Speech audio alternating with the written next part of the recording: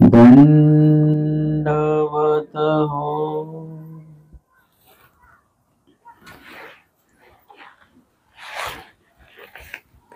आजच्या सत्रामध्ये आपण या ठिकाणी आचार प्रकरणातील सुरुवातीचे जे काही त्याग वाक्य आहेत त्या त्याग वाक्यावर श्रवण चिंतन करणार आहोत। कालच्या पहिल्या सत्रामध्ये आपण आचारा संदर्भातले जे काही त्याग वाक्य आहेत त्या त्याग वाक्याचे प्रकरण वश आणि तत्संबंधित वचन संबंध जे आहे तो आपण बघितलेला आहे। आजच्या सत्रामध्ये प्रथम वचनाच्या संदर्भामध्ये आपण त्या वचनाचं विश्लेषण बघणार आहोत। स्वदेश संबंध त्याज्य स्वग्राम संबंध त्याज्य संबंधियाचा संबंध तो विशेष त्याज्य।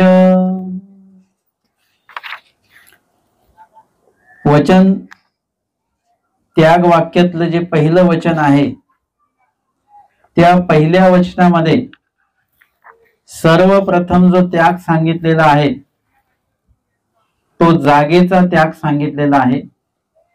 म्हणजे जे निर्जीव ठिकाण आहे त्या ठिकाणाचा त्याग सांगितला आणि सोबतच त्या ठिकाणी असलेले जे आपले कोणी संबंधी आहेत म्हणजे नातलग आहेत त्यांचा पण त्याग सांगितलेला आहे।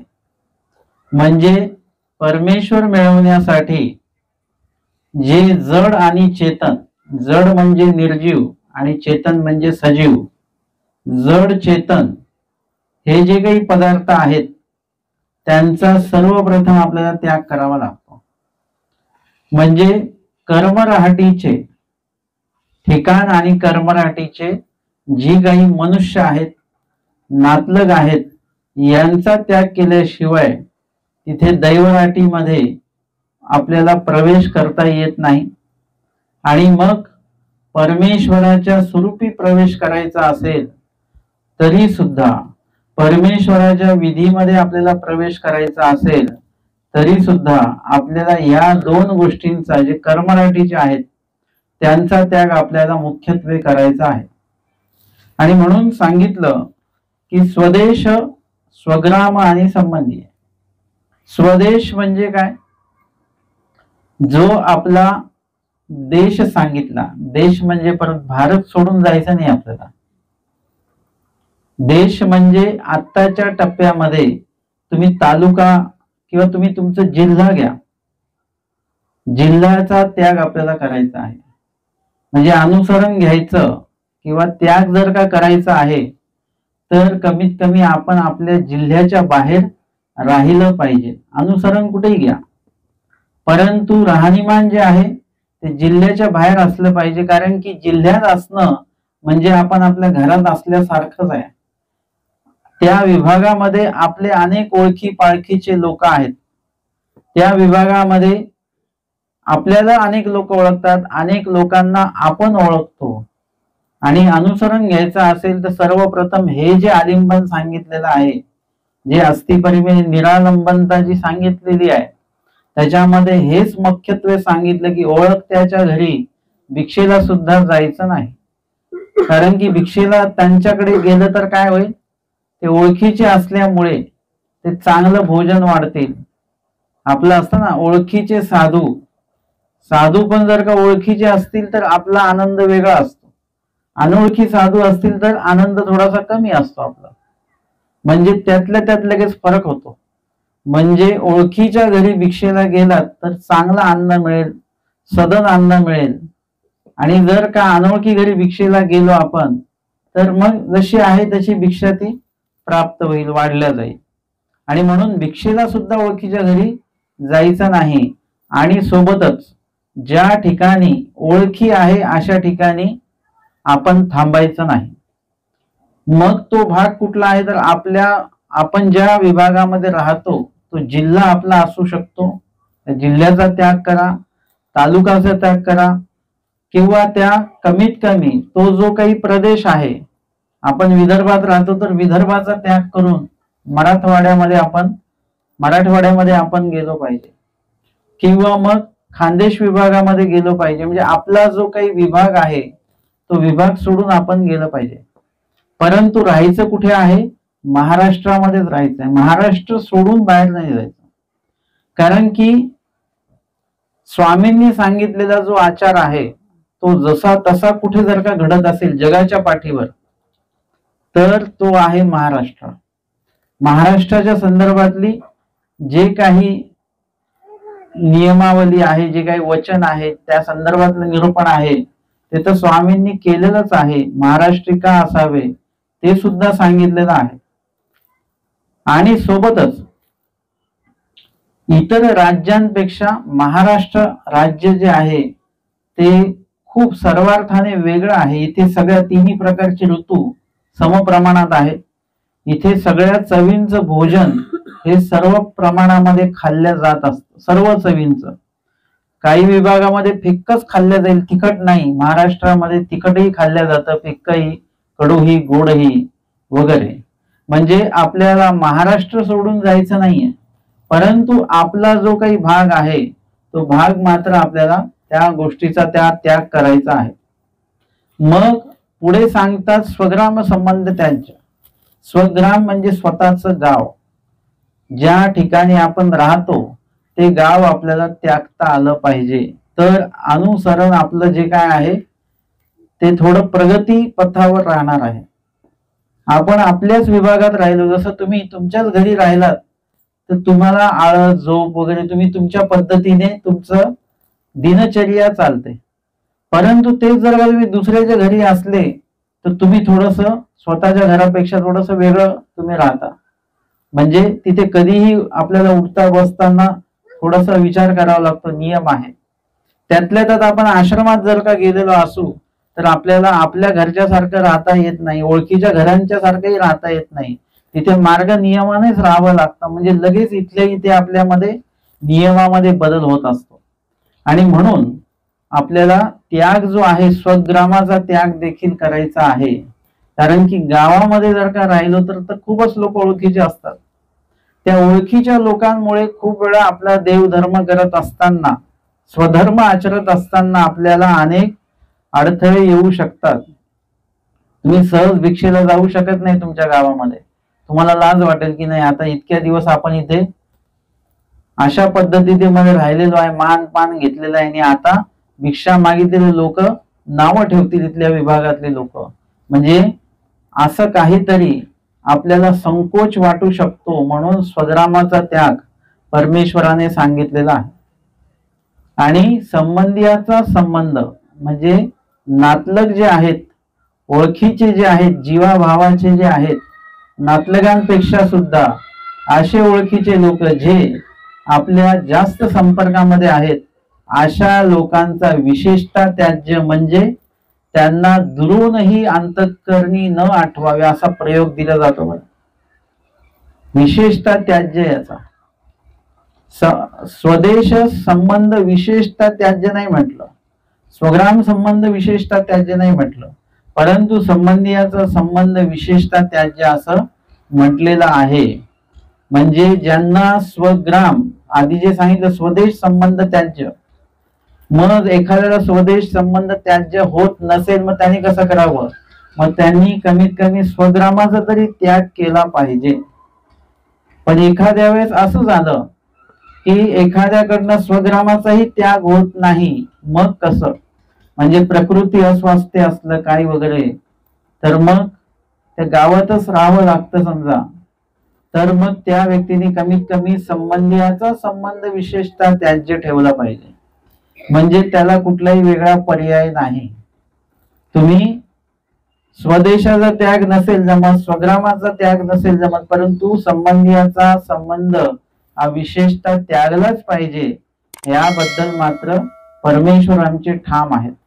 ते का बरं संबंधियाचा संबंध विशेषतः त्याज्य? त्याचं उत्तर पुढील वचनामध्ये येतं. तोपर्यंत आपण या वचना संदर्भात काही अजून विश्लेषण बघूया. तरी स्वदेश म्हणजे जिये देशी होता. स्वदेश म्हटलं, आता नेमका आमच्यासाठी स्वदेश हा शब्द कसा आहे, नवीन आहे. म्हणजे नेमकं स्वदेश म्हणायचं कशाला, असा प्रश्न या ठिकाणी केला गेला. तर स्वदेश म्हणजे जिये देशी होता. ज्या देशामध्ये म्हणजे ज्या जिल्ह्यामध्ये तो आहे किंवा या अनुसरणाआधी तो होता म्हणजे त्या ठिकाणी रहिवासला होता, त्या ठिकाणी राहिला होता. म्हणजे कधी कधी असं असतं, एखादी व्यक्ती असते ती विदर्भातली असते, परंतु नोकरी निमित्ताने आधीपासूनच ते खानदेशमध्ये स्थायिक आहे, किंवा खानदेशची व्यक्ती आहे ती विदर्भामध्ये स्थायिक आहे. आता त्यांच्यासाठी मुळात पाहता स्वदेश म्हणजे विदर्भ आहे, परंतु राहिले खानदेशमध्ये. आता त्यांचा स्वदेश काय झाला, खानदेशच झाला. म्हणजे त्या ज्या ठिकाणी नोकरी निमित्ताने, व्यवहाराच्या निमित्ताने, व्यवसायाच्या निमित्ताने ते त्या ठिकाणी थांबलेले आहेत, रहिवासलेले आहेत अनेक वर्षापासून, ते आता त्या विभागाचे झाले. म्हणजे त्यांचा तो स्वदेश झाला. ते विदर्भातले जरी असले तरी त्यांचा स्वदेश आता काय आहे, खानदेश आहे. अशा पद्धतीने तो स्वदेश जेत दिदले घेतले आहार विहार केले. जेत दिदले घेतले, दिदले आणि घेतले म्हणजे ज्या ठिकाणी देण्याचा व्यवहार केला, काहीतरी आपण लोकांना दिलं आणि लोकांकडनं त्या बदल्यामध्ये आपण घेतलं, की व्यवहारामध्ये आपली देवाणघेवाण त्या ठिकाणी झालेली आहे, व्यवसायामध्ये आपली देवाणघेवाण त्या ठिकाणी झालेली आहे. आणि अशा पद्धतीने त्या जागेमध्ये, त्या ठिकाणामध्ये आपलं हे देण्या घेण्याचा व्यवहार झाला. आहार विहार केले, आणि त्या ठिकाणी आपण आहार विहार दोन्ही केलेले आहेत. म्हणजे ज्या ठिकाणी भोजनादी वगैरे विधी जो आहे तो आपला झालेला आहे, आणि विहार म्हणजे त्या ठिकाणी आपण रहिवासलेलो देखील आहे. म्हणजे त्या ठिकाणी प्रयोजन विशेषे किंवा सकौतुके आपण त्या ठिकाणी रममान झालेलो आहोत. दिदले घेतले तो स्वदेश, तो स्वदेश आहे आपल्यासाठी. आपण जरी दुसऱ्या प्रदेशातले, जिल्ह्यातले असू, पण आता आपण ज्या ठिकाणी रहिवासलो, थांबलो, राहिलो आणि ज्या ठिकाणी व्यवहार केले, दिदले घेतले किंवा विहार वर्तन केलेले आहे, आहार वर्तन केलेले आहे, तर ते ठिकाण काय झालं, आता स्वदेश झालं. त्या ठिकाणी आपलं आता जे काही आयुष्य आहे ते आपण त्या ठिकाणी घालवत आहोत, असं ते स्वदेश. हे कशा करताना सांगितलं, तो त्याजावा म्हणजे त्या स्वदेशाचा आपण त्याग करावा. ते जे ठिकाण आहे त्या ठिकाणाचा आपण त्याग केला पाहिजे. स्वग्राम म्हणजे जे गावी होता. आता स्वग्राम कशाला म्हणायचं ना, स्वग्राम म्हणजे ज्या गावाला तो आहे. आता आपण जिल्हा घेतला, एक प्रदेश घेतला, आता आपण एक गाव घेतो आहोत. एखाद्या वेळेस त्याच भागामध्ये आपलं गाव आहे, विदर्भातच आपण राहतो आणि आपलं विदर्भातलं गाव वेगळं आहे, नोकरी निमित्ताने आपण वेगळ्या गावाला राहायला आलो विदर्भातच. आता मूळ जन्मगाव म्हटल्यानंतर आमका आमका आहे, परंतु आता आम्ही स्थायिक कुठे आहोत, तर आमक्या गावाला स्थायिक आहोत. आता तो आपला स्वग्राम झालेला आहे, म्हणजे स्वतःच गाव आपलं ते झालेलं आहे. आता तुम्ही असं नाही म्हणू शकत की आता आमचं ते गाव आहे, म्हणजे ते जन्मगाव म्हणून तुम्ही त्याची ओळख सांगणार. परंतु त्या ठिकाणी जे काही आपलं जे जन्मगाव आहे त्याही पेक्षा आपण ज्या गावाला आता रहिवासलेलो आहोत, राहिलेलो आहोत, थांबलेलो आहोत, तो आपला स्वग्राम झालेला आहे. स्वग्राम म्हणजे जे गावी होता, जेत खादले जेविले. आता नुसतंच रहिवासलो का आपण त्या गावाला आणि मग त्याला स्वग्राम म्हणावं का? नुसताच रहिवास नाहीये, तर त्या ठिकाणी रहिवास करून आपण काय केलेलं आहे, खादले जेविले. म्हणजे ज्या ठिकाणी आपण खादले म्हणजे खाज्याचे दृष्टांत. स्वामींनी सांगितलं खाजे खादल्या काय होतं, भूक जात नाही आणि किंवा भूक जाईल तर त्याच्याने तृप्तता होत नाही. अन्न खाल्लं तर काय होईल, अन्नाचे जी दृष्टांते भूक जाय, तृप्तता पण येते, पण अमरा नव्वीजे आणि अमृत जेवीजे म्हणजे अमृत जर का प्राशन केलं तर त्याच्याने जीव अमर होत असतो. आता इथे खादले म्हणजे खाज्याची दृष्टांते आणि जेविले म्हणजे अन्नाची दृष्टांते. तृप्तपर्यंत जेवलेलो आहे आपण, म्हणजे त्या ठिकाणी आपलं खान पान सुरू आहे, आपण रहिवासलो पण आहे आणि आपलं भोजनादी वगैरे सुद्धा त्या ठिकाणी होत आहे. जेत खादले जेविले, भोगिले अनुभविले. भोगिले म्हणजे स्वतःच्या सत्तेचा जो काही भाग आहे तो आपण त्या ठिकाणी भोगला, आणि अनुभविले म्हणजे परसत्तेचे, म्हणजे जे ज्याच्यावर दुसऱ्याची सत्ता आहे असं सुद्धा आपण त्याचाही उपभोग घेतला. म्हणजे आपण स्वगृही भोजन वगैरे केलं, कुणीतरी त्यांच्या घरी आपल्याला भोजनासाठी बोलवलं, तिथेही आपण भोजनादी वगैरे केलं, किंवा इतर वस्तूंचा जो काही विनियोग आहे तो आपण केलेला आहे. जेत जेत विहरण वर्तन केले. जेत जेत म्हणजे त्या गावामध्ये, जेत जेत आपण त्या गावामध्ये जिथे कुठे आपण विहरण वर्तन केलेलं आहे. म्हणजे विहरण म्हणजे सकौतुके वगैरे किंवा प्रयोजन विशेष वर्तन असेल, म्हणजे कारण वश आपण त्या ठिकाणी गेलेलो आहोत किंवा सहजपणे आपण गेलेलो आहोत. खूप वेळा आपण सहज फिरायला जात असतो, सहज पाय मोकळे करायचे आहेत, आणि सकाळच्या वेळेला जे आपण आपली प्रभात फेरी असते ते आपण कसं जात असतो, प्रयोजन विशेष म्हणजे काहीतरी कारण आहे आणि मग आपण फिरायला चाललेलो आहोत. अशा प्रकारे त्या ठिकाणी विहरण वर्तन सकौतुके किंवा प्रयोजन विशेष आपण त्या ठिकाणी गेलेलो आहोत. तो गाव सांडावा. तो गाव सुद्धा असं जरी गाव असेल की तुम्ही म्हणाल हे तर आमचं जन्मगाव नाही, फक्त आम्ही इथे रहिवासलो, काही काळ आम्ही इथे घालवलेला आहे, आमचं मूळ गाव तर अमका अमका आहे, मग अनुसरणानंतर त्या गावाला यायला आम्हाला काही हरकत नाही, तर सांगतात तो गाव सांडावा. असं जरी गाव असेल तरी तो गाव तुम्हाला काय करायचा आहे, त्याग करायचा आहे. कारण की त्या गावाशी तुमच्या सुद्धा काय आहेत, प्रापंचिक व्यवहारिक तुमच्या आठवणी, तुमच्या स्मृती ज्या आहेत त्या जोडल्या गेलेल्या आहेत. त्या स्वामींनी सांगितलं की पाखरीला घोडा न पाहावा. ज्यांनी अनुसरण घेतलं त्यांनी पाखरीला घोडा न पाहावा म्हणजे सजवलेला जो घोडा आहे. कधी सजवतात घोडा, लग्नाच्या वेळेला. आता तो घोडा बघितल्यानंतर काय आठवण होईल, त्यांना आठवेल की माझंही लग्न झालं होतं तेव्हा असाच घोडा आणलेला होता.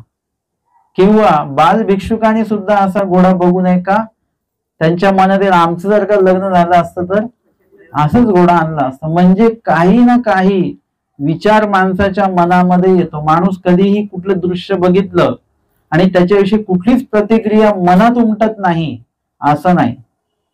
भले मुखातनं शब्दरूप प्रक्रिया प्रतिक्रिया येणार नाही, परंतु मनामध्ये काही ना काही वैचारिक प्रतिक्रिया उमटल्याच जाते. गोड पदार्थ आला तर मनामध्ये येतच की मी गोड खात असतो, ते हे 2 वाट्या तरी मी एक खाल्लंच असतं. मनामध्ये काही ना काही माणूस उल्लेख केल्याशिवाय राहतच नाही. ह्याला सुद्धा निरर्थक आलंबन असं म्हणतात. मनामध्ये विविध विचार आपले सुरू असतात, विविध गोष्टी आपल्या सुरू असतात आणि ते निरर्थक सगळे असतं. मग अशा पद्धतीने ज्या विभागामध्ये, ज्या गावामध्ये, ज्या जिल्ह्यामध्ये आपण प्रदेशामध्ये राहिलो, त्या प्रदेशात आपण आलो की मग आपल्या आठवणी जागृत होतात. मग तुम्ही सांगता आम्ही इथे शाळेत जायचो, इथे आम्ही भाजीला यायचो, इथे असं होतं, इथे तसं होतं. म्हणजे कधी कधी त्याच विभागातल्या व्यक्तीसोबत त्या विभागात जर का जायचं असेल तर आपल्याला खूपच सहन करावं लागतं बरं का. ते शेवटपर्यंत आपल्याला सगळं सांगत राहतात. ते इथे आमचं जुनं घर होतं, हे इथे आधी चौक वेगळा होता, ते सगळंच ऐकत बसावं लागतं. आपलं आपलं हो असं का बरं का, असं का बरं का, असंच करत राहायचंय. म्हणजे आपण ज्या गावामध्ये थांबलो राहिलो त्या गावासंबंधित, त्या जागे संबंधित, तिथल्या लोकांसंबंधित कितीतरी आठवणी आपल्या जागृत होतात. आता त्याच्यामुळे होतं काय, चांगल्याच आठवणी आहेत ना, काही वाईट आठवणी आहेत का, कुणाचे दोष आहेत का त्याच्यामध्ये, दोष आहेत का त्याच्यामध्ये, काहीच दोष नाही. मग त्याच्यात वाईट काय असं, तर त्याच्यामध्ये दोषजनक असा भाग येतो की तुम्हाला इतर गोष्टी जेव्हा आठवतात तेव्हा ईश्वराचा आठव आपला थांबलेला असतो.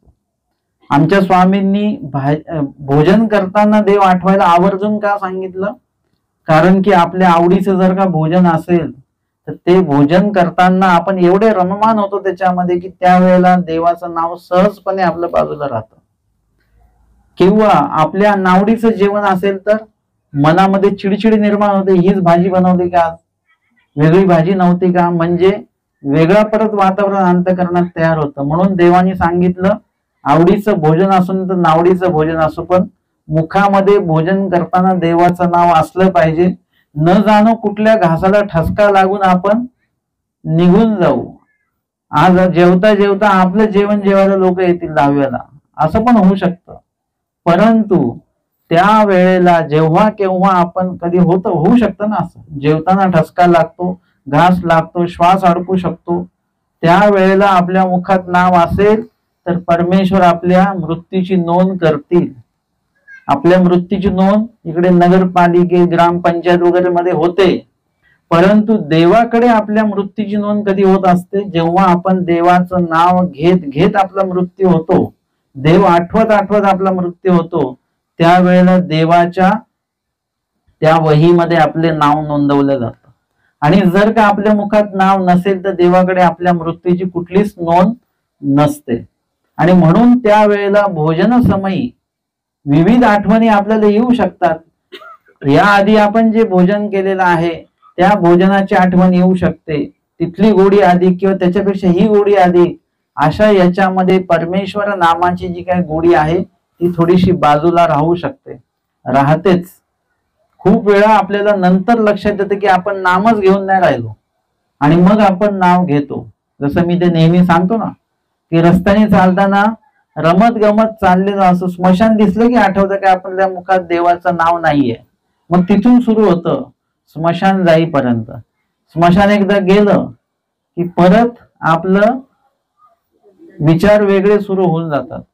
म्हणून अशा वेळेला हे का सांगितलं स्वदेश स्वग्राम, कारण की तिथे गेल्यानंतर तुम्हाला ज्या आठवणी जागृत होतील त्याच्यामध्ये ईश्वराची आठवण ही त्या वेळेला थांबल्या जाईल, प्रतिबंधित होणार, आणि देवाची आठवण त्यावेळेला येणार नाही. आमचे स्वामी नाथोबासांना काय म्हणतात, ते भोजन करतायत, भोजन सुंदर झालेलं आहे आणि भोजन करताना त्या भोजनाच्या आनंदामध्ये ते रममान आहेत. सहज जरी बघितलं तरी लक्षात येतं त्यावेळेला. आणि मग स्वामींनी त्यांना विचारलं की जेवताना तुम्हाला आमची आठवण येत होती का? आपण असतो तर काय म्हटलं असतं, हो आम्ही नाव घेतलं होतं, जय केला होता. म्हणजे आपलं उत्तर असं असणार आहे की आपली जरी चूक असेल, आपला दोष जरी असेल तरी तो मात्र आपण उक्त करणार नाही, आपण ते मान्य करणार नाही. पण नाथोबास होते ते, त्यांनी लगेच चूक मान्य केली. ते म्हटले जी नाही, म्हणजे तुमची आठवण नव्हती, देवाची आठवण नव्हती. मग तेव्हा स्वामी म्हणतात तुम्हा शयनासनी भोजनी, परमेश्वराचा आठव जो आहे तो असला पाहिजे. तो जर का नसेल तर तेवढ्या वेळासाठी आपण दैवराटीमध्ये नाहीत, आपण कर्मराटीमध्ये आहोत. आपण ईश्वर कृपादृष्टीच्या त्या कक्षेमध्ये नाही आहोत. आपण आता देवतेंच्या कक्षेमध्ये जातो, संलग्नाच्या कक्षेमध्ये आपण जातो. संलग्न लगेच पुढे येतो, हे मागे पुढे सुरू असतं बरं का. असं की तुम्ही दैवराटीचा विचार करता तेव्हा तुम्ही पुढे असता, दैवराटीची विधी करता तेव्हा तुम्ही पुढे असता. आणि जर का दैवराटीचा थोडाही विधी थांबून गेला, स्मरण थांबून गेलं, ईश्वराचा आठव थांबून गेला की लगेच संलग्न पुढे येत असतो. असं होतं प्रपंचामध्ये. आता तुम्ही प्रवचनामध्ये बसलेले आहात, आता तुमचं पूर्ण लक्ष प्रवचनाकडे आहे, पण मध्येच जर का दुसरा विचार आला तर मधले 5 ते 10 मिनिटं प्रवचन चालू आहे, तुमचे डोळे कान सगळे इकडेच आहेत, पण तुमचं मनातले विचार मात्र दुसरे चालू आहेत. आता संलग्न आपल्या पुढे येऊन जातो. बसलात तुम्ही इथे, परंतु विचार जरी तुमच्या मध्ये जर का कर्मराटीचा थोडाही आला, प्रपंचाचा थोडाही आला, की लगेच संलग्न पुढे येऊन जातो आणि मग मधल्या 10 मिनिटातली पोथी काय झाली आपल्याला काहीच कळत नाही. शब्द कानावर पडतात, पण विषय आणि त्या संबंधित जे काही विवेचन केलं ते मात्र आपल्या कानावरच पडत नाही, समजतच नाही आपल्याला. मग जर का विचारलं पटकन, शाळेमध्ये असतात ना ते मुलांना लगेच ते सर काय आता मी काय सांगितलं सांग, त्या मुलाला सांगता येत नाही, कारण की त्याचं लक्षच नव्हतं, ते सरांना बरोबर कळतं. तसं आपलं लक्ष आहे की नाही आहे मला नाही कळणार, परंतु देवाला मात्र कळतं की याचं लक्ष आहे की नाही आहे. तेवढा वेळ आपलं लक्ष निघून जातं, देवाचा आठव निघून गेला, कर्मराटीचा विचार येतो, संलग्न पुढे येतो आणि संलग्न तुम्हाला वेगवेगळ्या आठवणी देतो की आता प्रवचनावरून जाताना काल तिथे भाजी चांगली दिसत होती, आज जाताना तिथे भाजी घ्यायची आहे, मग आज संध्याकाळी हे बनवायचंय ते बनवायचंय, असं आहे तसं आहे, हे चालू राहतं आणि एकदम आपण भानावर येतो, परत प्रवचनामध्ये येतो. मधला काय विषय चालू आहे, आधी स्वदेश सांगितला, स्वग्राम सांगितला, त्याचा काय अर्थ सांगितला, आपल्याला डोक्यावरून सगळा निघून गेला. असं होत असतं. म्हणून ओळखीच्या ठिकाणी का राहू नये हे त्याचं कारण ते म्हणजे आपण जी स्वग्राम आहे, जो आपला स्वदेश आहे, त्या ठिकाणी का राहू नये. आणि तिथे गेल्यानंतर जुन्या स्मृती तुम्हाला आठवतील आणि त्या स्मृतीत रममान झाल्यानंतर ईश्वर नामाचं स्मरण जे आहे ते थांबून जाईल. आणि म्हणून तो विधी सांगितलेला आहे. तो गाव सांडावा म्हणजे असं जे गाव आहे ते गाव सुद्धा आपल्याला सांडायचं आहे. म्हणजे सांडायचं आहे म्हणजे सोडायचं आहे. संबंधियाचा संबंध म्हणजे लेकुर्वे, बाळे, माता पिता, सोयरी धायरी, गोत्र, कुटुंब. आता एखाद्या वेळेस आपल्याकडनं तिथे सांगितलेले संबंधियाचा संबंध विशेषता, त्याचे विशेषता शब्द का लावला, त्याचा अर्थ सांगितले जातो दुरूनही अंतःकरणी न आठवावे. म्हणजे त्याचं विश्लेषणच, त्याचा प्रयोग जो दिला जातो तो असा वेगळ्या पद्धतीचा प्रयोग दिलेला आहे आवर्जून, की ज्या ठिकाणी तुम्ही आहात त्या ठिकाणाहून तुम्ही दूर आहात, ते तुमच्या नातलगांपासून दुरूनही अंतःकरणामध्ये सुद्धा त्यांची आठवण येता कामा नये. आणि आपल्याला आठवण येतच असते. आपण कुठेही गेलो तरी आपल्या नातलगांची आपल्याला आठवण येते. तुम्ही स्थानवंदन करायला गेलात तरी मुलाचा विडा ठेवायचा आहे, मुलीचा विडा ठेवायचा आहे, याचा विडा ठेवायचा आहे, त्याचा विडा ठेवायचा आहे, सगळ्यांचे विडे ठेवायचे आठवतात. परंतु त्या वेळेला त्या ठिकाणी स्वामींनी कुठली लीळा केलेली आहे हे मात्र आपल्याला कोणी विचारलं तर काही आठवायला तयार नाही. किंवा इतर दैवराटीची विधी की बाबा आम्ही गेलो पण ते स्मरण करायची आठवणच नाही राहिली. लोकांना विडे ठेवायची आठवण भरपूरच असते बरं का. आम्ही डोमेग्रामला गेलो आणि आमच्यासोबत एक जण होता, मग त्यांनी ते विडे सगळे जमा केले पहिले वाहण्यासाठी. आता आम्ही आमचा विडा ठेवला आणि आम्ही स्मरणाला बसलो. तो आला माझ्याकडे की बाबा विडा, मी हात लावला, नाही नाही तिकडे चला आपण सगळ्या 3 स्थानांना विडे व्हायचे, उंच मठ, राजमठ, प्रसन्न मठ. आणि म्हटलं तू असं कर, तू विडा व्हा, आम्ही स्मरणाला बसलोय, आता आम्हाला उठू नको. नाही तुमच्या हाती ठेवायचं. म्हटलं मी उठणार नाही आता. मी आता डोमेग्रामला विडा जो काय ठेवायचा आहे, वंदन जे करायचं ते मी केलं, आता मला स्मरण करायला पाहिजे इथे. त्याशिवाय मग डोमेग्रामला आल्यासारखं कसं काय वाटणार आपल्याला. स्मरण झालं पाहिजे.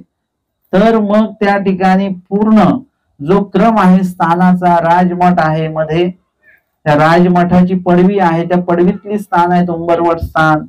त्याच्यानंतर दुपारचा पूजा अवसराचं स्थान आहे, मालगंठी अवसराचं स्थान आहे, दोन्ही रायांगणामधलं जे वेढे स्थान आहे, उडियाचं स्थान आहे, सगळी जी काही स्थानं आहेत, मग उंच मठाची स्थानं आहेत. त्यानंतर मग प्रसन्न मठाची स्थान आहेत, प्रसन्न मठाच्या बाहेरची स्थान आहेत, कमीत कमी आपण तिथे बसल्यानंतर क्रमाने त्या त्या स्थानांच्या संदर्भातल्या जेवढ्या काही लीळा आपल्याला आठवतात तेवढ्या तर आपल्याला आठवल्याच गेल्या पाहिजेत. मग त्या ठिकाणी गेल्यानंतर आपल्याला तुम्हाला जो काही तुमचा वैयक्तिक विडा ठेवायचा तो पटकन ठेवून घ्यायचा आणि नंतर आपलं स्मरण जे आहे ते त्या ठिकाणी महत्वाचं आहे. ते स्मरण आपण त्या ठिकाणी आपल्याला करता आलं पाहिजे, म्हणजे ईश्वराच्या लीळा. आता तिथे गेल्यानंतर पण मी म्हटलं एवढे विडे कशासाठी? हे म्हणे भावाचा, हा आईचा, हा वडिलांचा, हा यांचा, हा त्यांचा.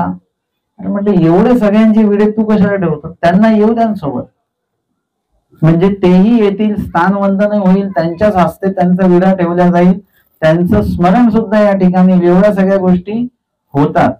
म्हणजे आता हे करमराठीमध्ये जर का तुम्ही आहात आणि मग तुम्हाला अशा प्रकारे तिथे नातलगांची आठवण येते तर ठीक आहे, हरकत नाहीये. परंतु जर का तो व्यक्ती अनुसरलेला असेल तर दुरूनही अंतःकरणी न आठवावे, म्हणजे त्याला स्थानाच्या ठिकाणी गेल्यानंतर मग ते आठवलं नाही पाहिजे. आम्ही अमक्या काळी आलो होतो, मग आमचे हे पण होते, ते पण होते, आमके होते, तमके होते, अशा नातलगांची आठवण येता कामा नाही.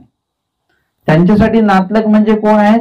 उपदेशी लोक, हेच त्यांचे नातलग. आता दैवराटीचे उपदेशी, वासनिक आणि जे काही साधू अधिकरण हेच आता आपले नातलग आहेत. त्यांची आठवण आपल्याला आली पाहिजे. आमचे स्वामी सांगतात, येथीची कथा वार्ता की जेती की.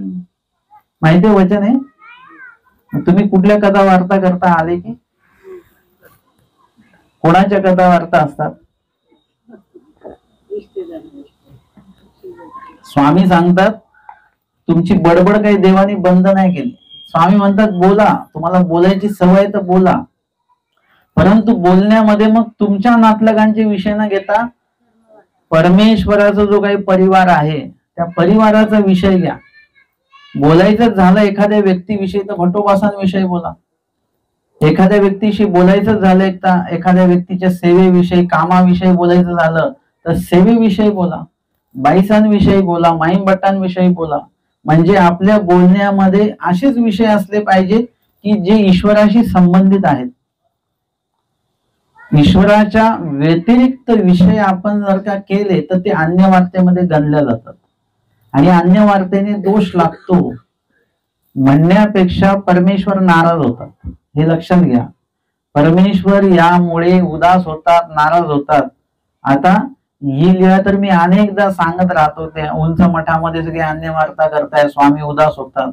आता ही गोष्ट, ही लीळा जी आहे ही आपल्या अंतःकरणामध्ये ठसली पाहिजे की एकांतामध्ये सुद्धा तुम्ही अन्य विचार करत असाल तर लगेच तुम्हाला आठवलं पाहिजे की नाही, देव नाराज होतील अन्य विचार जरी केले तरी.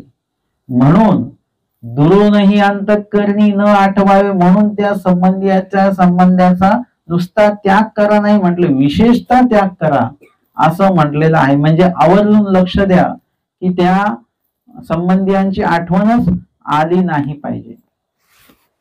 संबंधियाचा संबंध म्हणजे लेकुर्वे. आता अजून याला विशेषता का म्हटलं? कारण की एखाद्या जागेच्या संदर्भामध्ये तुम्ही त्या ठिकाणी गेल्यानंतर तुम्हाला त्या ठिकाणी ज्या काही तुम्ही विहरण वर्तन केलं असेल त्याची आठवण येईल. तुम्ही तुमच्या गावात गेल्यानंतर ती आठवण तुमची जास्त आठवल्या जाईल. परंतु नातलगांच्या संदर्भात तसं नाही.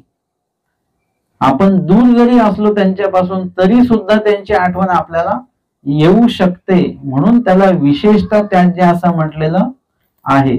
आणि शक्यतो जेवढं आपण दूर जाऊ तेवढी आठवण जास्त आपल्याला आपल्या परिवाराची येऊ शकते. आणि म्हणून इथे विशेषतः त्याचे असं सांगितलेलं आहे. मग संबंधियाचा संबंध, तर संबंधी येते कवन, मा त्याचा संबंध विशेषतः त्याज्य. असे कोण नातलग आहेत किंवा कोण कोण नातलग त्याच्यामध्ये येतात की त्यांचा संपर्क जो आहे, त्यांची आठवण जी आहे विशेष प्रकारे आपण आठवू नये. न संबंधियाचा संबंध म्हणजे लेकुर्वे बाळे. लेकुर्वे बाळे म्हणजे लहान मोठे मुलं बाळ. माता पिता म्हणजे आपले माता पिता किंवा पत्नीकडचे माता पिता वगैरे असतील. सोयरी धायरी. सोयरी म्हणजे ज्यांच्याशी आपली सोयरीक झालेली आहे ते आपले सोयरे, आणि धायरे म्हणजे कोण? आपल्या सोयऱ्यांचे जे सोयरे आहेत ते आपले धायरे असतात. हे आहे का तुमच्याकडे असं वाक्य? धायरा हा शब्द आहे का?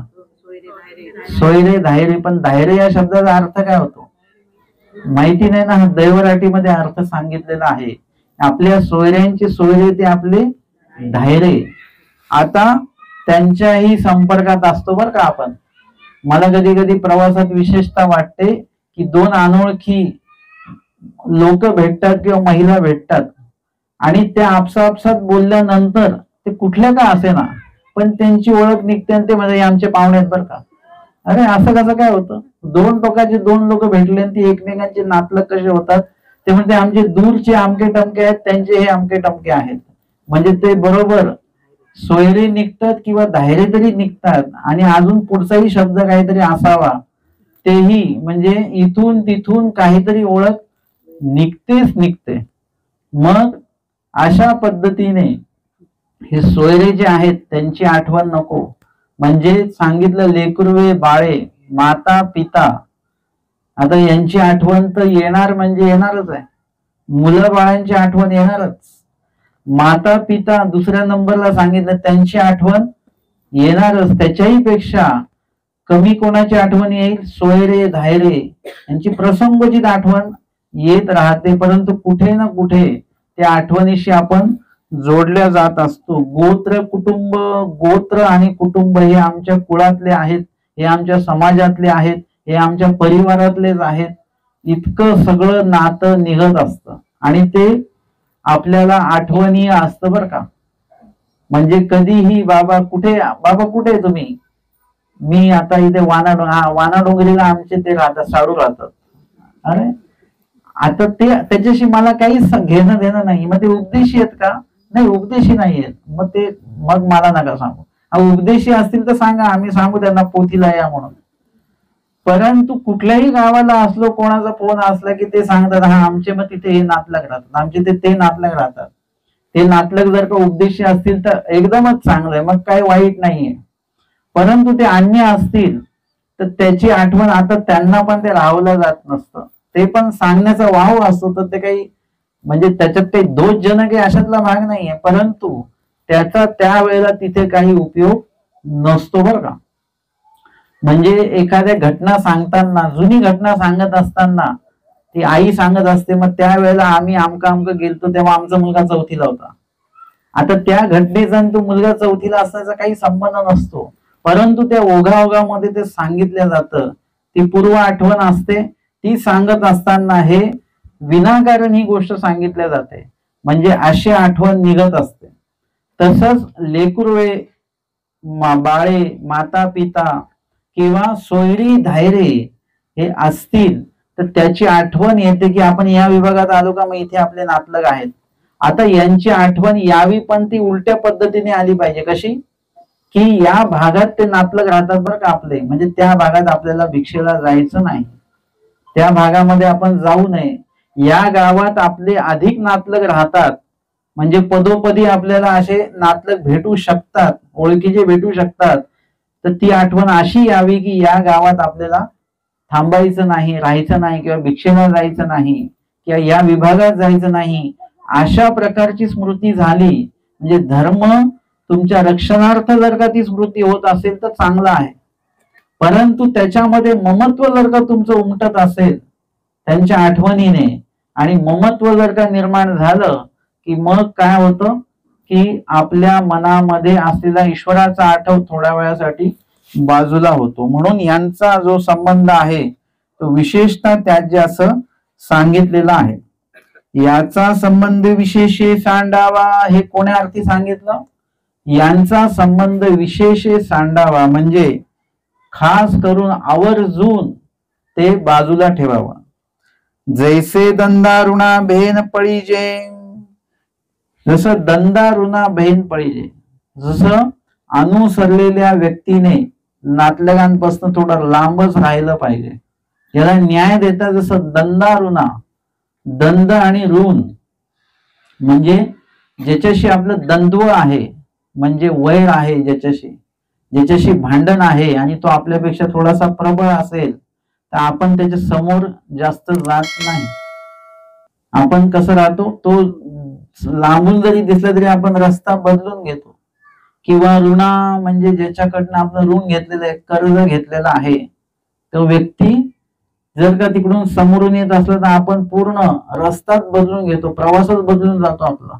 त्याच्या समोर जात नाही का, आपल्याला माहिती आहे तोच्या समोर गेलं की मग तो लगेच द्रव्याचा तगादा लावेल की माझे पैसे कधी देणार. मग ह्या दोघांपासून जसं आपण पळतो, लांब पळतो, त्यांच्या जवळ जात नाही, तशीच भीती अनुसरलेल्या व्यक्तीने त्या नातलगांच्या संबंधित ठेवावी. तैसे संबंधिया भेन पळावे, तैसे संबंधिया भेन पळावे म्हणजे संबंधियांपासून लांबच आपण राहिलं पाहिजे. विशेषतः संबंध त्याज्य म्हणून दुरनही अंतःकरणी ना ठेवावे. विशेषतः संबंध त्याज्य सांगितला तर विशेषतः या शब्दाने नेमकं काय सांगितलं बरं देवाने? न विशेषतः संबंध त्याज्य हे जे काय म्हटलं, यावरून दुरूनही अंतःकरणी ना ठेवावे म्हणजे लांबून सुद्धा अंतःकरणामध्ये एवढीशी सुद्धा आठवण त्यांच्या संबंधित येऊ देऊ नये, नाहीतर पूर्ण तुमचं जे स्मरण सुरू आहे ते स्मरण आपलं तिथल्या जागच्या जागी बंद होऊन जातं. त्या आठवणीत आपण रममान होऊन जातो. म्हणून विशेषतः त्याज्य येणेकरून दुरूनही अंतःकरणी न आठवावे असं सांगितलेलं आहे. युधिष्ठिरा निरय दर्शन हे संबंधे केले.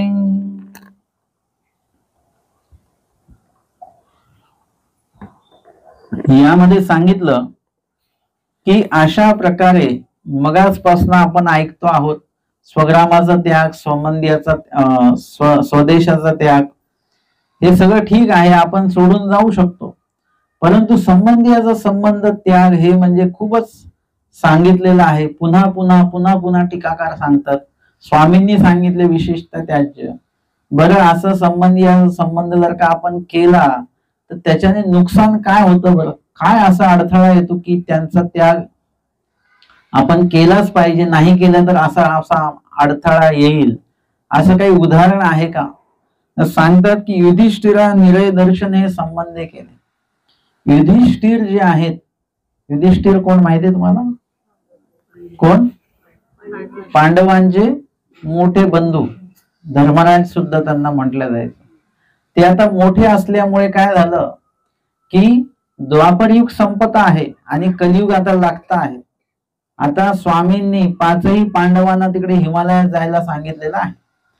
परंतु काय झालेलं आहे की धर्मराजाला थांबावं लागणार, कारण की पुढचा जो राजा आहे त्या राजाची पहिले त्या ठिकाणी राज्याभिषेक त्याला करावा लागेल, तर राज्यपदी बसवावं लागेल, ती व्यवस्था सगळी व्यवस्थित लावूनच बाहेर पडावं लागेल, त्याच्याशिवाय ते पुढे निघता येणार नाही. मग त्यांना तिथे थांबावं लागलं आणि कलियुग लागून गेलं. कलियुग लागल्यानंतर काय झालं की 7 दिवस ते कलियुगामध्ये राहिले धर्मराज. तिथे त्यांनी अन्न पाणी काहीच घेतलं नाही, पण ऑक्सिजन तर घेतला की नाही, श्वास घेतला, हवा घेतली, आणि त्या भूमीमध्ये आता ते आहेत. इथे आमच्या स्वामींनी कलियुगाची विशेषता काय सांगितलेली आहे? कलियुगाचं एक वचन सांगितलेलं आहे. कलियुगामध्ये आपण असलो की काय होतं? चौकडीचे नरक. जन्म मात्रे, नुसता असा जन्म झाला की लगेच चौकडी आक्षेपते, लगेच आपल्याला चौकडी भेट मिळते. चौकडी 60 लक्ष वर्षाची जे काही कालावधी आहे, 60 लक्ष वर्ष कालावधी आहे त्या दुःखाचा. म्हणजे एकदा हे कलियुग संपलं की सगळेच्या सगळे जीव चौकडीमध्ये टाकले जातात आणि ते परत पुढचं जेव्हा कलियुग लागेल तेव्हाच ते दरवाजे उघडले जातो. त्याच्यानंतर चौकडीतनं बाहेर पडणार तो जीव. आता आपण कुठे आहोत? सगळे कलियुगामध्ये आहोत. आठवतं ना तुम्हाला? आपल्याला सगळ्यांना चौकडी लागलेली आहे. शेवटी कलियुगाच्या शेवटी जिथे कुठे असू आपण तिथून काढून चौकडीत टाकल्या जाईल. अशा प्रकारे 60 लाख वर्ष आपण, आता तरी तुम्ही घरी येऊ जाऊ शकता प्रवचनातनं, परंतु चौकडीतनं मात्र असं बाहेर पडायला जागा नाही. एकदा आतमध्ये गेलं की गेलं. अशी हीच कलियुगाची एक विशेषता आहे. आता एखादा व्यक्ती विदेशातला आहे, परंतु तो जर का विमानाने जरी कलियुगाच्या त्या भूमीच्या म्हणजे कर्मभूमीच्या प्रांतातनं जर का तो गेला तर त्याला चौकडी आक्षेपू शकते. एखादा व्यक्ती एका सेकंदासाठी जरी कलियुगामध्ये म्हणजे कर्मभूमीमध्ये आला, तो विदेशात राहतो भोगभूमीमध्ये, पण तो कर्मभूमीमध्ये जर का आला थोड्या वेळासाठी तरी लगेच त्याला चौकडी आक्षेपते. अशा प्रकारे हे चौकडीचं नरक आहे. आणि कर्मभूमीमध्ये जर का तो जीव आला तरच त्या कर्मभूमीमध्ये त्याला त्या कर्माची निष्पत्ती आहे, तेव्हाच त्याला ते निष्पन्न होतं. भोगभूमीमध्ये निष्पत्ती नाहीये, फक्त निमानने आहे, निफज नाही, नाचणे आहे, निर्मिती नाही होत त्याच्यामध्ये. आणि म्हणून इथे कलियुग लागलं आणि कर्मभूमीमध्ये कोण आहेत आता? धर्मराज युधिष्ठिर आहेत. 7 दिवस राहिले, जेवले नाही, काही नाही, परंतु मात्र सांगतात युधिष्ठिरा निरय दर्शन. त्यांना नरक नाही झालं, परंतु नरकाचं दर्शन मात्र त्यांना झालेलं आहे. तुम्ही घेतलं कधी नरकाचं दर्शन झालंय तुम्हाला कधी? नाही? तुम्ही एखाद्या जा बरं सरकारी दवाखान्यात फिरून या बरं. एखाद्या सरकारी दवाखान्यात जा किंवा एखादं तुम्ही चिखल बघा, त्या चिखलामध्ये गटारामध्ये किडे मुंगी वगैरे असते, हे किडे असतात ना, जंतू असतात, ते काय आहे? या परते आणि काही नरक असती बाई, हे नरकच आहेत ते. म्हणजे ते जे नरक आहे नुसतं दाखवलं जरी तुम्हाला तरी तुम्हाला किळस वाटते की नाही? कसं ते अंगाला काटा येतो की नाही? एखादा श्वान आहे, त्याच्या दोन्ही पायावरून गाडी गेलेली आणि तो कसा तरी चालतोय, त्याला जखम झालेली मोठी, तुम्हाला हे बघवतं का? बघितल्यानंतर कसं तरी वाटतं.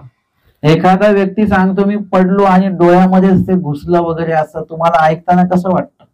त्याच्यासाठी ते दुःख आहे. तुम्हाला ते दुःख झालेलं नाहीये, परंतु ते नुसतं ऐकलं जरी तरी आपल्याला त्रास होतो की नाही? आणि जर का प्रत्यक्ष बघायचंच म्हटलं तर आम्ही आमच्या आरोग्य सेवेच्या अंतर्गत एक साधू ऍडमिट होते आपले सायन हॉस्पिटलला मुंबईला. आम्ही गेलो त्यांना बघायला, तर एका त्यांच्या बाजूलाच एक 2-3 बेड सोडून एक पेशंट होता. त्याचा सारखा आवाज येत होता, एकदम असं त्रास होत होता त्याला. आम्ही म्हटलं कोण पेशंट आहे काय वगैरे, सहज ते म्हणे पूर्ण 90% जळालेला माणूस आहे त्या मच्छरदाणीमध्ये. 2 दिवसांनी परत गेलो तर ते नव्हतं तिथे. ते म्हणे काल मेला तो. म्हणजे त्या विभागामध्ये तुम्ही जर का त्या अशा हॉस्पिटलमध्ये मोठ्या दवाखान्यात जर का नुसते फिरून जरी आले तर युधिष्ठिरा निरय दर्शन म्हणजे काय ते तुम्हाला त्याची झलक बघायला भेटू शकते. वास्तविक युधिष्ठिरांना तर त्या सैन्य लोके घेऊन गेलेले आहेत, त्यांना ते नरकाचं दर्शन करवलेलं आहे. नुसतं बघणं हे सुद्धा दुःखदायक असतं बरं का, आणि ऐकणं हे सुद्धा दुःखदायक असतं. तुम्ही म्हटले आम्ही बघितलं नाही, नुसतं ऐकलं, तरी आपण ऐकू नाही शकत. ऐकताना सुद्धा आपल्याला नको वाटतं ते ऐकायला. हे युधिष्ठिरा निरय दर्शन हे का सांगितलं? हे संबंध केले म्हणजे ते नातलगासाठी थांबले ना. प्रॉपर्टीचं व्यवस्थित करायचं, संपत्तीचं व्यवस्थित बैठक करायची आहे, नातलगाला गादीवर बसवायचं आहे, नातवाला वगैरे वगैरे इत्यादी सर्व गोष्टीसाठी ते थांबले. कुठे थांबले? कलियुगात थांबले. नाही थांबायचं होतं तरी थांबले. कुणासाठी थांबले? नातलगांसाठी थांबले. संबंधीयाचेनी योगे थांबल्यामुळे त्यांना निरय दर्शन करवल्या गेलं. आता ते कुठेतरी देवाच्या संपर्कात होते. त्या व्यतिरिक्त जर का दुसरा कोणी व्यक्ती असता त्याला कदाचित नरक होऊ शकले असते. म्हणून हे उदाहरण युधिष्ठिरांचं दिलेलं आहे.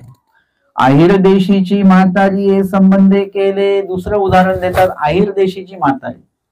म्हणजे एक कुणी म्हातारी आहे, तिचा सगळा परिवार चांगला तिकडे व्यवस्थित होतं आनंदामध्ये, आणि तिच्या परिवारातला एक एक जण मृत्युमुखी पडला. शेवटचा जो कोणी होता तोही मृत्युमुखी पडल्यानंतर ही एकटीच राहिली आणि तिला एवढं दुःख झालं की आता या ठिकाणी राहायचं नाही. इथे राहिलो तर सगळ्याच आठवणी येत राहतील, म्हणून ती लांब निघून जाते आणि एक झाड बघते चांगलं, त्या झाडाखाली ती राहायला लागते. त्या झाडाच्याच बाजूला एक घर आहे. त्या घरातली जी लहान मुलं आहेत ती मुलं खेळता खेळता त्या झाडाजवळ येतात, त्या म्हातारी जवळ येतात. ती म्हातारी त्यांना हाकलते लांब की नको. तिला आठवतं आपले ही नातू होते, पंतू होते, सगळे होते. तिला ते आठवतं आणि मग ती काय करते, त्यांना लांब करते. म्हणजे तिला जे दुःख झालं ते कोणामुळे झालं, ते नातलगांमुळेच झालेलं आहे. आता ते परत दुःख तसं नको म्हणून ते त्या मुलांना ती जीव लावत नाही, जवळ घेत नाही, त्यांना लांब हाकलते. एक दिवशी असं होतं की त्या घरातली जी स्त्री व्यक्ती आहे, ते मुलांची आई, ती मृत्युमुखी पडते. आणि मग आता त्या घरामध्ये त्या मुलांना सांभाळायला कोण नाही, काय नाही. मग तो घरातला तो मुलांचा पिता म्हणतो त्या आजीला, आजी मी काही काम करून येत जाईल, तुम्ही असं करा, 2 पोरांना फक्त खाऊ पिऊ घालत जा, यांच्यावर लक्ष ठेवत जा. ती आई म्हणते बापरे, एवढी वाईट परिस्थिती आहे, आपण लक्ष दिलं पाहिजे, म्हणून ती तिथे राहायला लागते. आणि मग असं होता होता त्या मुलांचा जो पिता आहे तो सुद्धा एक दिवशी सरतो. आता काय झालं, आता ते दोन्ही मुलं ते आजीच्या सांभाळी आले. असं होता होता एकदा ते दोन्ही मुलं सुद्धा सरतात. मग ते वाक्य येतं दृष्टांतामध्ये, तिच्या दुःखाशी पारावार नाही. आता तिच्या दुःखाला कुठलंच मर्यादा राहिली नाही. आता कुटुंब जो आहे, स्वकुटुंब डोळ्या देखत गेलं, म्हणजे ज्यामध्ये तिचं जायचं वय त्याच्यामध्ये, तर त्या एवढं दुःख झालं. परत आता परिवार जमवायचा नाही, जुळवायचा नाही. आणि परत योगायोगाने तसाच योग आला आणि परत ते सर्वच्या सर्व सरल्यानंतर तिला एवढं दुःख झालं, एवढं दुःख झालं. हे कशामुळे झालं ना, त्या परिवारामुळे. त्यांच्यामध्ये मन गुंतलेलं आहे. मग ते स्वपरिवार असो, दुसऱ्याचा परिवार असो, तुम्ही त्यांच्यामध्ये एकदा जर का ममता, स्नेह, आपुलकीपणा जर का वाढला, तर त्यांच्या बाबतीत सुद्धा काही जरी झालं तरी आपल्याला इकडे दुःख हे होणारच होणार. हे अशा प्रकारे संबंधियाची स्नेहे असं दुःख होत असतं. पद्मनाभी देवा मनोरथ. पद्मनाभी देवांना असं वाटलं की मी जसं इथे देवाच्या जवळ आलो, तसं माझा परिवार सुद्धा इथे आला पाहिजे स्वामींच्या ठिकाणी, असं त्यांना वाटत होतं. आणि मग स्वामींनी त्यांना म्हटलं, काय तुम्ही धांदूळ मोक्षाची अपेक्षा करता काय? धांदूळ मोक्ष म्हणजे काय? मग ते सांगितलं. किंवा त्या शेतामध्ये तो ऐरावत येत होता इंद्राच्या इथला, आणि तो सर्व शेतातलं ते काय काय खात होता, नुकसान करत होता. एकदा ह्यानी गेला, तो हत्ती उडायला लागल्यानंतर त्यांनी त्याचे शेपूट पकडलं आणि तो त्याच्यासोबत स्वर्गाला गेला. तिथून धन काय वगैरे सगळं घेऊन आला खाली. मग एक दिवशी काय झालं की सगळ्यांनाच माहिती पडलं. मग ते म्हणाले, असं असं, मग तू कसं जातो स्वर्गात? म्हणे मी असं असं जातो. मग आता आम्ही कसं यायचं? म्हणजे मी तो हत्ती उडाला की त्याचं शेपूट पकडेन, तुम्ही माझे पाय पकडायचे, असं एकमेकांचे पाय पकडत येऊ शकता तुम्ही. प्रवचनाला याची सोय नाही बरं, अशी सगळ्यांना स्वतंत्र यावं लागतं आपलं आपलं. मग त्या ठिकाणी त्यांनी तो सगळं नियम सगळे हे केलं. आता अशा अशा पद्धतीने जाऊ आपण. आणि गेल्यानंतर ते हत्ती उडतो आहे, सगळे लाईनीने असे क्रमाने त्याच्या पायाला पाय पकडून पकडून असे सगळे आलेले आहेत. आणि मग त्याच्या तिथे त्याचे पाय पकडणारी कोण होती? म्हातारी होती. तिथे पुरुष व्यक्ती असतं कोणी तर ते सगळे तिकडे पोहोचले असते. परंतु तिथे ती बाई होती, म्हातारी बाई. तिने विचारलं, तिथे एका दामाचा कापूस किती मिळतो? म्हणे भरपूर मिळतो. भरपूर म्हणजे किती? म्हणजे हा एवढा मिळतो म्हणे. आणि त्याचा शेपूट सुटला हातातनं. म्हणजे स्वामींनी कथा सांगितली बरं. आणि सगळेच्या सगळे खाली आले, सगळेच्या सगळे. हत्ती गेला वर. त्याच्यानंतर तो हत्ती परत आला की नाही आला ते काही स्वामींनी सांगितलं नाही, पण हे मात्र खाली आल्याची सूचना स्वामींनी दिलेली आहे. हे कशामुळे झालं? जर का तो एकटाच रोज येत जात असता तर बरोबर तो निरोपणाला वेळेवर पोहोचला असता 2लाच, आहे की नाही? पण आपण याची त्याची वाट बघत बसलो की आपले 2:15, 2:30, 2:45 असे होतात. मग इथे जर का तो एकटाच येत जात असता तर रोजच जाऊन रोजचं येणं, सोनं नाणं घेऊन आला असता. पण सगळ्यांना घेऊन जाण्याचा विचार केला की मग असं नुकसान झालं. आता एका पद्धतीने ते त्याचे संबंधित झाले ना, ओळखीचेच झाले सगळेजण. आणि त्या ओळखीच्या लोकांना तो घेऊन गेला आणि स्वग्रामात घेऊन गेला बरं का. त्याच्या स्वतःच्या गावातले लोक होते. असं ते नुकसान त्याच्यामुळे होत असतं. आता पद्मनाभी देवांना स्वामींनी कथा सांगितली, तुम्ही स्वतः या सन्निधानी आहात, त्याचा आनंद घ्या, सेवा दास्य करा. तुम्ही नातलगांची पण अपेक्षा ठेवत असाल. अनेकांना वाटतं आमचे नातलगी धर्माला लागले पाहिजे, ह्यांनाही उद्देश झाला, त्यांना उद्देश झाला पाहिजे. त्यांची इच्छा आहे का? नाही, त्यांची इच्छा नाही अजिबात. मग तुम्ही तुमचा देवधर्म करत राहा, तुम्ही तुमचा उपदेश धर्म जो आहे तो पुढे न्या, स्मरण करा. तुम्ही खूपशा महिला वर्ग याच्यामुळे दुःखी आहेत बरं का, की आमची मुलगी, आमचा मुलगा, आमची जावई, आमचे सून देवधर्म करत नाहीत म्हणून ते दुःखी आहेत. त्याच्यामुळे काय होतं, त्या दुःखामुळे ते स्वतःचे धर्म आचरण करतात ते सुद्धा बाजूला राहून जातं आणि तेच दुःख मनामध्ये राहतं. म्हणजे ते दुःखही कशामुळे आहे? नातलगांमुळेच आहे. म्हणून देवाकडे प्रार्थना करा त्यांच्यासाठी, त्यांच्या धर्माविषयी, ते धर्माला लागू द्या. जसं महादाईसांनी प्रार्थना केली आपुलूंविषयी, तशी प्रार्थना करा, पण तुमचं स्मरण मात्र कमी होऊ देऊ नका. ते एकदम कायम तुमचं असलं पाहिजे. असं जर का तुम्ही त्यांच्यासाठी दुःख करत राहिलात तर परमेश्वर स्मरणाचा आनंद मात्र आपल्याला येणार नाही. सेवाभाव कथन हे संबंधे केले उमाई आव्हानी सेवाभाव कथन. म्हणजे जेव्हा स्वामींच्या सेवेला कोणी नाही आणि तेव्हा भटोबासांना वाटलं उमाईसा आपली बहीण आहे सख्खी, तिला मी सांगेन, हक्काने सांगेन की स्वामीच्या सेवेला तू ये आणि स्वामींची सेवा होईल सगळं. म्हणून ते मोठ्या अपेक्षेने बहिणीला बोलवायला गेले, पण त्यांच्या बहिणीने सांगितलं नाही नाही बाबा, आता मी प्रपंचामध्ये आहे सगळं काही, मग हे बाळणपण आहे, अमका आहे टमका आहे, सगळे कामं आहेत, मला काही यायला वेळ नाही. भटोबास खूप नाराज झाले, दुःख वाटलं त्यांना खूप की स्वामींची सेवा आहे आणि आपली स्वतःची बहीण यायला तयार नाही. त्या दुःखाने ते आले.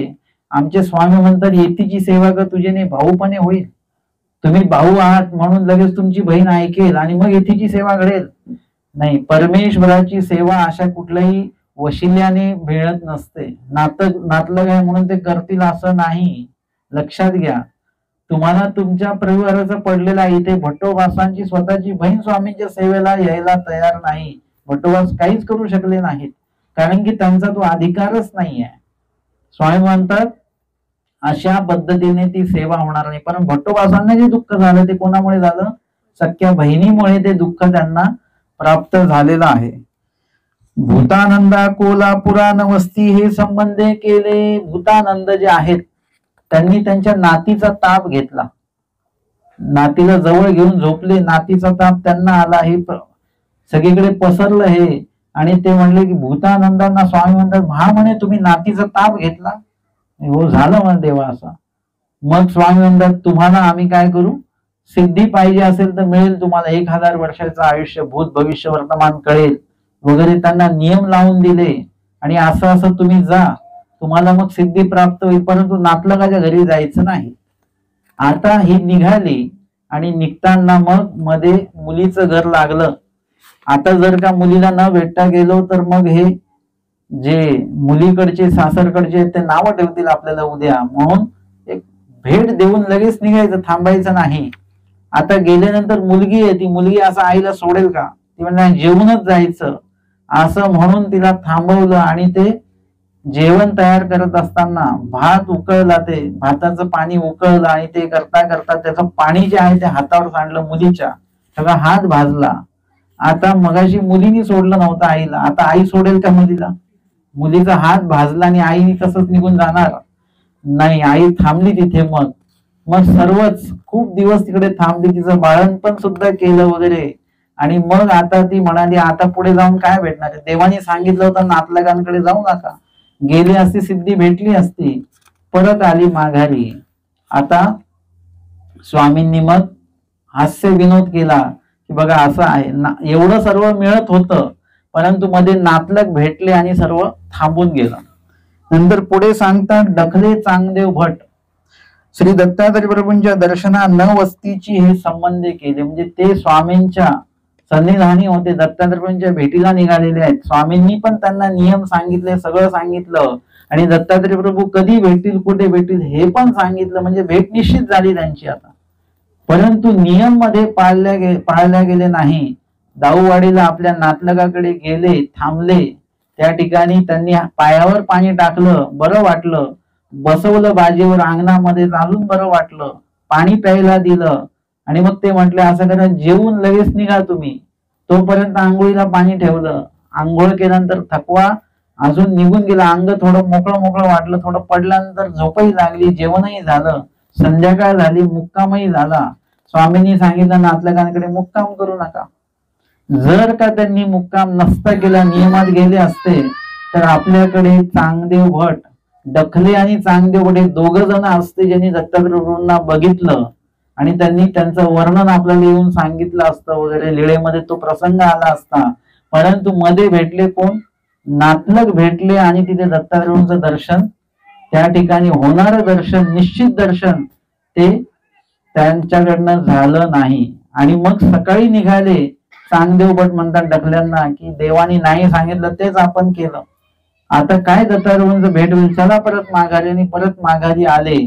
परत आमचे स्वामी म्हणतात दत्तात्रय दर्शन कसं आहे, अमोघ दर्शन, ते तुम्हाला कांगा होईल, हे आधीच स्वामी बोललेले होते. नातलग नसते भेटले तर दत्तात्रय प्रभू त्यांना भेटले असते. हे का सांगितलं बरं, एवढी उदाहरणं का सांगितली आपल्याला? हे उदाहरण यासाठी सांगितली की संबंधियाचे स्नेहे ये तुले मेले नागवले, संबंधियांच्या स्नेहामुळे, आपुलकीमुळे, त्यांच्याकडे जाण्याचा मोह न आवरल्यामुळे, त्यांना आठवण्याचा मोह न आवरल्यामुळे येतुके एवढे जेवढे काही उदाहरणं सांगितले हे, आणि अजूनही असतील ज्यांची उदाहरणं नाही दिल्या गेली, ते मेले नागवले म्हणजे काही मृत्युमुखी पडले, किंवा नागवले म्हणजे त्यांना जे प्राप्त होणार होतं ते त्यांना प्राप्त करता आलं नाही. अशा पद्धतीने संबंधियाचा संबंध जो विशेषतः त्यात सांगितला तो काही सर्वांच्याने शक्य नाही. आणि म्हणून त्याची उदाहरणं एवढी स्वग्रामासाठी किंवा स्वदेशासाठी एवढी उदाहरणं दिल्या गेली नाहीत. परंतु संबंधियाचा संबंध विशेषतः त्याज्य का म्हणून का केला पाहिजे, तर त्यासाठी एवढी उदाहरणं दिलेली आहेत. आणि तुम्ही सुद्धा एकटे जर का कधी मंदिरात गेलेत, आश्रमामध्ये गेलात, स्मरणाला तुम्ही गेले, स्थान वंदनाला गेले, एकटे जर का गेलेले असाल, तुमचा देवधर्म स्मरण सर्व व्यवस्थित होतं. त्या ठिकाणी विडा सुद्धा तुम्ही शांततेमध्ये वगैरे सगळं ठेवणार, स्मरण करणार, दंडवत घालणार, सर्व आहे, काहीच त्याच्यामध्ये संशय नाही, अडथळा नाही, काय नाही. आता तुम्ही नातलगांसोबत जा, मुलं बाळ घेऊन सगळं जा बरं तुम्ही आता एकदा. तसं गेल्यानंतर तुम्ही बघा की तुमचं व्यवस्थित स्थानवंदन होत नाही, स्मरण होत नाही, विधिविधान त्या ठिकाणी होत नाही, प्रवासही व्यवस्थित होत नाही. म्हणजे तुम्ही अंतःकरणाने तिकडे विभागलेले असता. मग स्मरणाला जर तुम्ही गेला असाल एकटे, तर एकटे स्मरण छानपैकी होईल.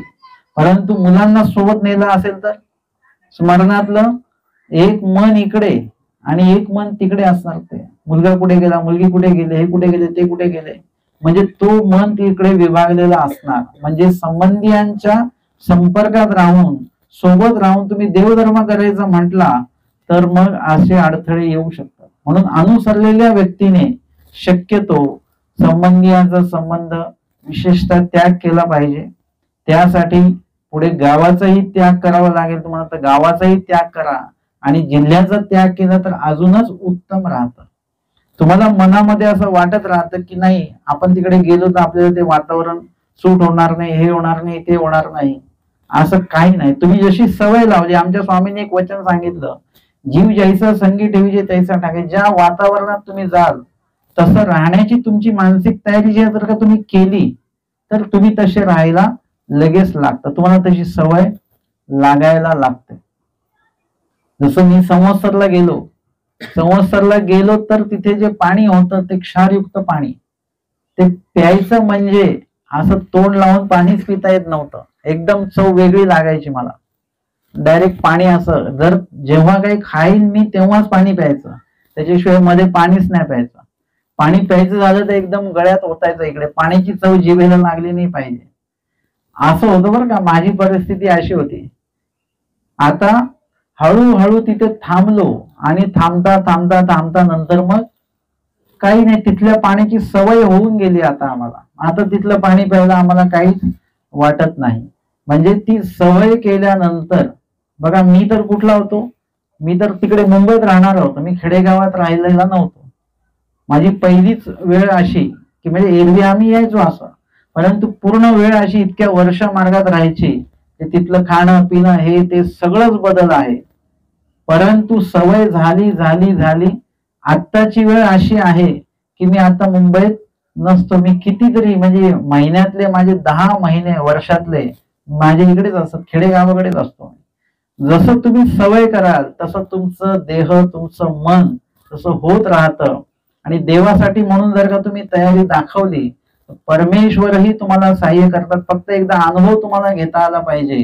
आणि आजच्या या सत्रामध्ये आचाराचं पहिलं वचन जे आहे ते आपण त्या पहिल्या वचनाचं टीका रूपाने विश्लेषण जे आहे ते या ठिकाणी आपण श्रवण आणि चिंतन केलेलं आहे.